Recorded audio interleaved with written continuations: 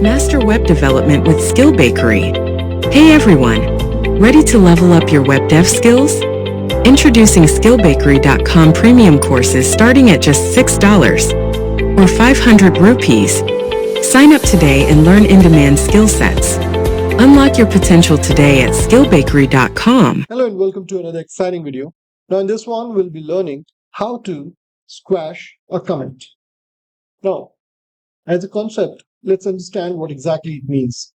As you can see over here in my GitHub, under settings, you have this pull request option. And in this pull request, you can see that we have this checkbox enabled, which says allow squash merging. It's a way of combining multiple commits into a single commit. So here you can see it says combine all commits from the head branch into a single commit in the base branch. So when we have this option enabled, you can see that over here, I have done 3 commits in my dev branch.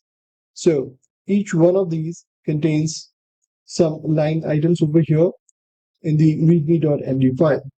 Now, this particular commit that I have made, if I go back to pull request over here, and here I say compare and pull request.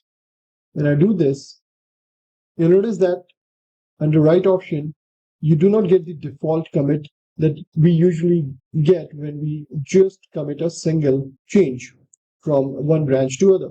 So here you can write, this is a demo of a squash commit. And down below, if you notice, it will show the history. So yesterday we made some changes, and then down below over here, you can see all the changes that we have made in the dev branch are shown over here in one go itself.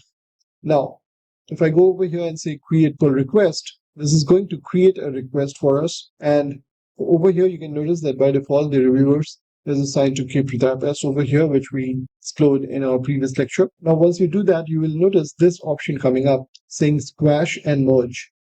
So if under settings, you would have opted out squash commit, then this button would not read this. It would have said create a merge commit or rebase and merge based on the options that you have selected under settings. So let's go over here and say squash and merge.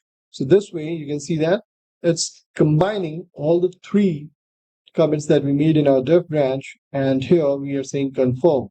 So that way we are able to commit multiple changes, code commits in one go in our main branch.